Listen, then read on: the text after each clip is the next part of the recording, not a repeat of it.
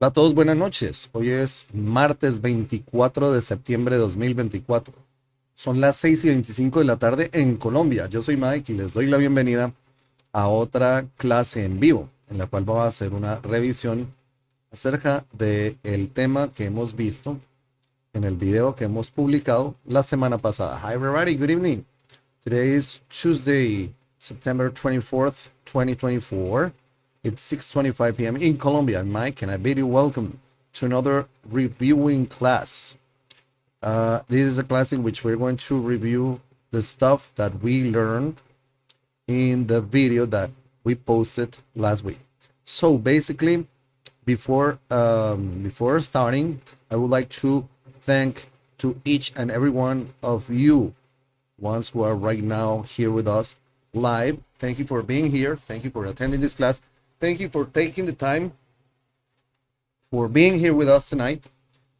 I would like to thank also to the people who are watching us later, because this video is going to be part of a playlist.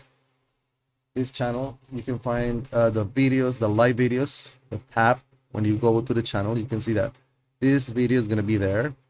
And also, I want to thank to all of the members of the channel. Thank you for your support. We really appreciate that. So, we've been talking about something that makes learning Spanish hard, and this is verb conjugation. We're in basically the last videos that I've been posting on this channel. I've been focusing a lot on verb conjugation, because I think that's what makes Spanish difficult for, let's say, English native speakers learn Spanish. So this week we posted a video about object pronouns. Object pronouns in English is pretty much easy. It's pretty much easy because we just learn the object pronouns and place the object pronoun after the verb. Please tell me. I'll let you go. Show me the door. Bring me the kids. Take it. Things like that. The object pronoun goes, and that's it. That's it. In Spanish, it's different, because we have object pronouns, and their position depends on the verb. There's four instances in which we do that, and that's what I explained in the video that we posted this week. It was 2 days ago, I think. It's called object pronouns. If you haven't seen the video yet, please watch the video carefully, because it's very important. I think that's one of the trickiest things when learning Spanish. Okay, and the other thing is that we do have direct object pronouns and indirect object pronouns, which makes it more difficult. So this is just a reviewing class, so we're just going to review. But if you need the full explanation, please watch the video. It's the most recent video that I posted this week. It's called Object Pronouns, the ultimate guide to learning object pronouns in Spanish. So what we're going to do today is we're just going to go through some examples and check this. So what I've done is this. I made these sentences. So what I did is I have a sentence here in the subject verb object form. Juan lee un libro. Juan reads a book. That's a regular sentence. It's not a hard sentence because it's subject verb object. It's pretty much the same as we do in English. So this is pretty much the exercise that I recommend you to start doing. I'm going to show you some sentences, and based on this, please try and do the same, because this is going to help you fully understand the way these object pronouns work. So next thing, what I'm going to do is I'm going to replace the object with the object pronoun. Juan lo lee. Juan reads it. As you can see, the right column shows the sentences in English, and always the object pronoun goes at the end of the after the verb. In Spanish, it depends. If it's a verb, a conjugated verb, it goes before the verb. In this case, Juan lo lee. It's a conjugated verb, right? Lee is a conjugation for Juan. Él lee. If it was I, yo lo leo. The object pronoun is not going to change because the object is the same, right? Okay. Next thing, what I do is I change. This is a regular conjugated verb sentence. Now, the next thing that I'm going to do is I'm going to use the gerund form, ando, endo.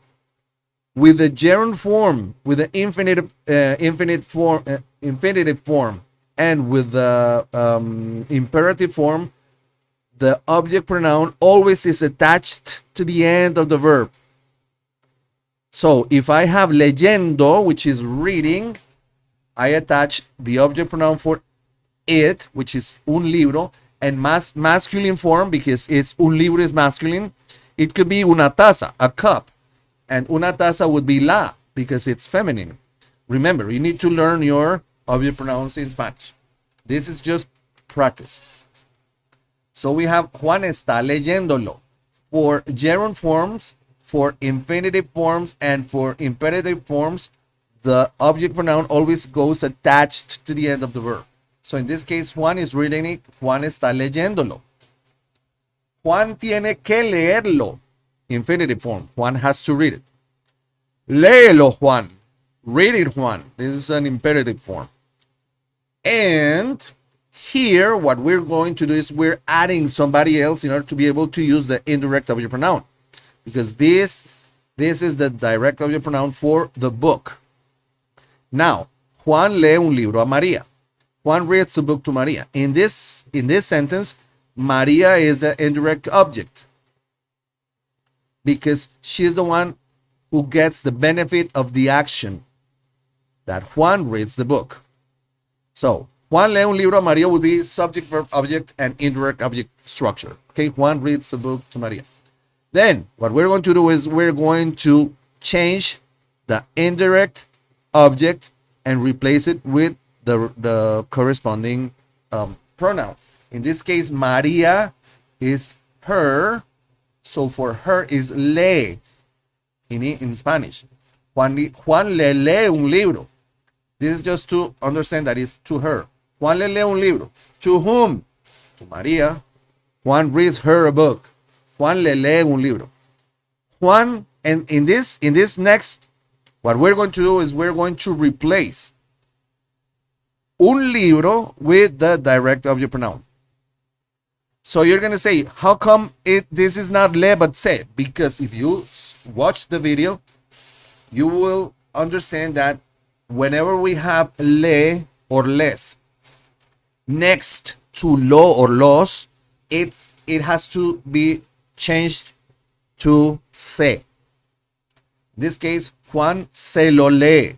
I can say, if we know already that we have talking about María and a book, I can say Juan se lo lee.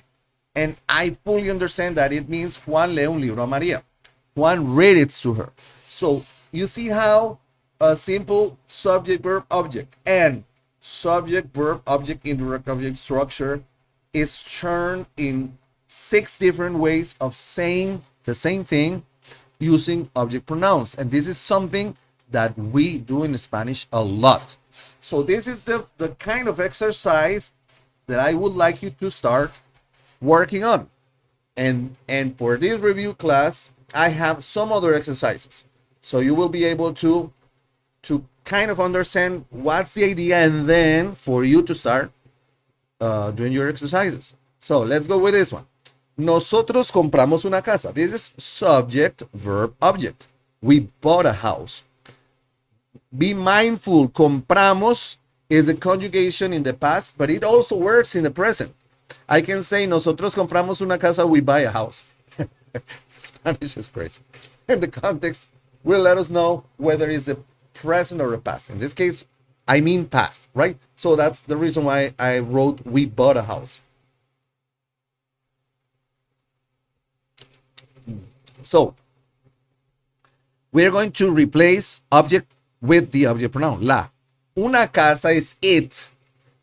with the object pronoun, the direct object pronoun for it, feminine, it is la.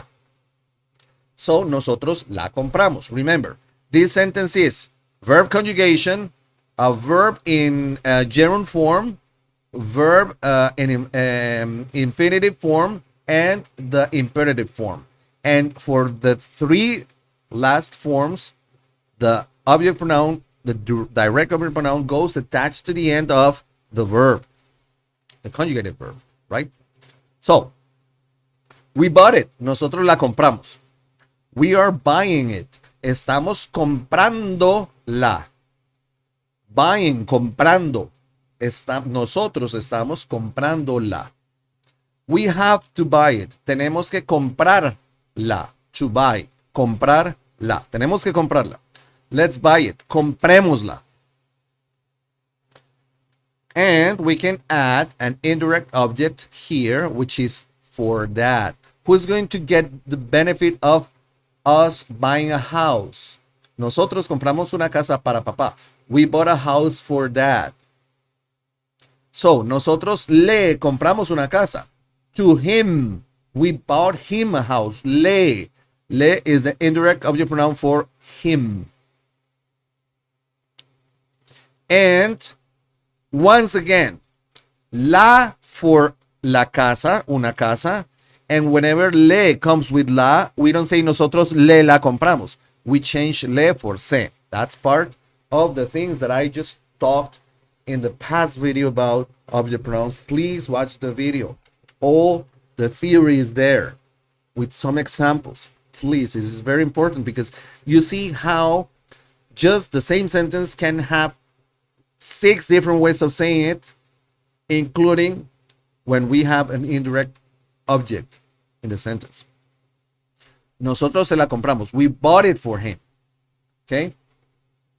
Next example. Yo tomo una foto. Subject, verb, object. Yo tomo una foto. I take a picture. Yo tomo una foto. I take a picture. Subject, verb, object. Now, let's change foto for una foto is a thing, is it, but it's a feminine. La foto. Foto is feminine in Spanish. Una foto, la foto. So we change the direct object pronoun would be la. Yo la tomo. I take it.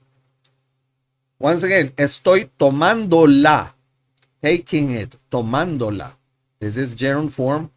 We have to attach it. We don't say estoy la tomando. No. Tengo que tomarla. Infinitive form. I have to take it.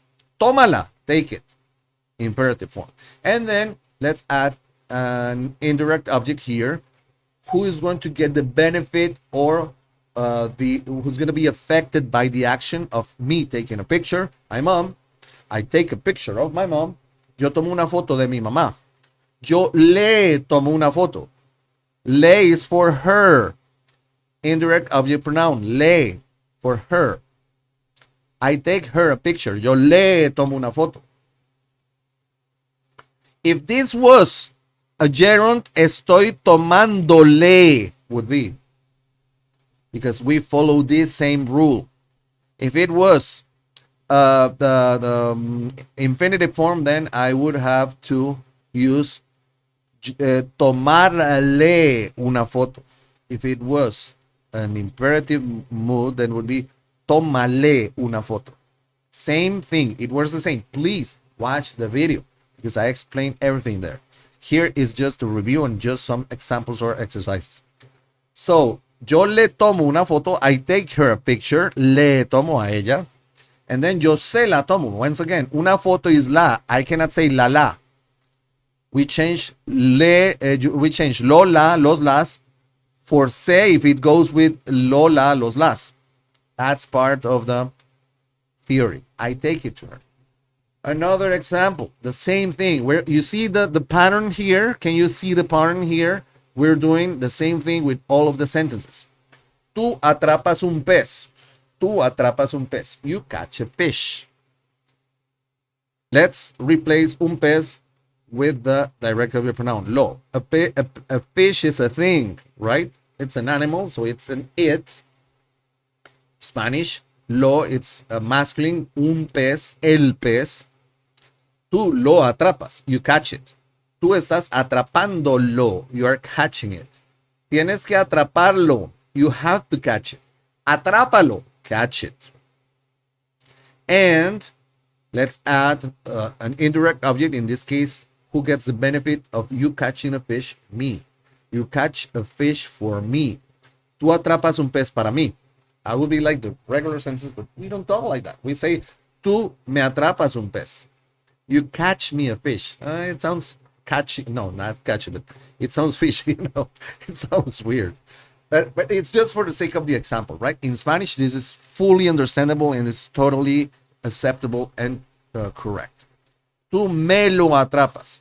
Here, I can use this both. I don't have to change this for se because it only goes for lo, la, los, las. In this case, it's me, so tú me lo atrapas. And remember, indirect object pronoun always goes first. Indirect object pronoun. Another one. Usted trae dinero. Usted, singular formal for you. Usted trae dinero. This one would be singular informal close relationships. You for a tú. And this one is singular formal. Usted. Usted trae dinero. You bring money. Usted trae dinero. That would be the sentence. Usted trae dinero. You bring money. Usted lo trae. You bring it. Usted está trayéndolo. You are bringing it. Tienes que traerlo. You have to bring it. Tráelo. Oops. Bring it. Bring it. Now let's add an indirect object. Who's going to get the benefit of the action? Me. You bring money to me. Usted trae dinero para mí. You bring me money. Usted me trae dinero. You bring it to me. Usted me lo trae. And last but not least, let's go with ustedes. You, plural. In Spain, it would be vosotros, but I'm not from Spain. So the other day, somebody told me, hey, how come you use the Spanish flag for Spanish, for your channel? You're Colombian, you don't teach Spanish from Spain. I said, well, the Spanish flag is the icon for Spanish, for language Spanish. That's it. Interesting thing. For English, we can use the British flag and the American flag. But in Spanish, for Spanish, we only use the Spanish flag, the flag from Spain. That means that it's Spanish. But on my channel, I always say that I'm from Colombia, I'm Latin America, I'm a Latin American person, and hence, my Spanish is Spanish from Colombia. In some of the videos, I mentioned vosotros. For the past few videos, I haven't mentioned that because I'm focusing on Spanish for Latin America. So, you sing a song. You, plural. Ustedes cantan una canción. Latin America. Now, you sing it. Ustedes la cantan. You sing it. You are singing it. Ustedes están cantándola. You have to sing it. Tienen que cantarla. Sing it. Cántenla. And if we add the indirect object pronoun, which is me, you sing a song to me, I'm getting the benefit of your actions, singing a song. Ustedes cantan una canción a mí. That would be like subject, verb, object, indirect object form. You sing a song to me. Ustedes me cantan una canción. You sing me a song. Ustedes me cantan una canción a mí. You sing me a song. Ustedes me la cantan. You sing it to me. Check it out. It's funny because the rules are the same whether it's vosotros. Vosotros cantáis una canción. Vosotros la cantáis. Vosotros estáis cantándola. Tenéis que cantarla. Cantadla. The theory is the same. The only thing that changes is conjugation. The theory is the same for the object pronoun. Vosotros cantáis una canción a mí. Vosotros me cantáis una canción. Vosotros me la cantáis. Is the same. But we're not going to go there because, well, I'm not going to show that because we're focusing. My little dog is saying hi. and she's asking for food. So we're pretty much done. So that was what I wanted to do tonight. I wanted to show you the way in which you can start practicing this whole verb conjugation, different sentences based on subject, verb, object, subject, verb, object, indirect object structures, for you to improve your skills with a verb conjugation in Spanish. So, what's your mission? Should you choose to accept it? First, review the video. It's the last video that I posted. It's titled "The Ultimate Guide to Learning Object Pronouns." Object pronouns in Spanish, in depth. I'm showing that. Please watch the video if you haven't watched the video. Remember to like the video, right? That helps a lot. Please like the video. These videos, please like, share it. Everything. If you want to subscribe, it's for free. Everything is for free. You just need to show your appreciation by liking, subscribing, and sharing, whatever. So, watch the video, take notes, check the examples. If you have questions, watch the video again. If you still have questions, send me a message. Leave a comment in the video. I'm on the video. I'm gonna reply as soon as possible. And once you do that, if you're done, check this video again, and you will understand, you will fully understand the thing that we did. So basically, what I'm proposing to you is to do this. Check it out. To do this, you use a regular subject, verb, object structure, a sentence, a basic sentence. Then you replace the object with the direct object pronoun, and try and use the conjugated form, which is a regular conjugation form, the gerund form, ando, endo, the infinitive form, and the imperative form. Try and adapt that sentence to those four forms. That will help you a lot. And then add an indirect object and do the same. So replace the indirect object and replace the direct object, and check how you do that. Do that as many times as you can. What's next?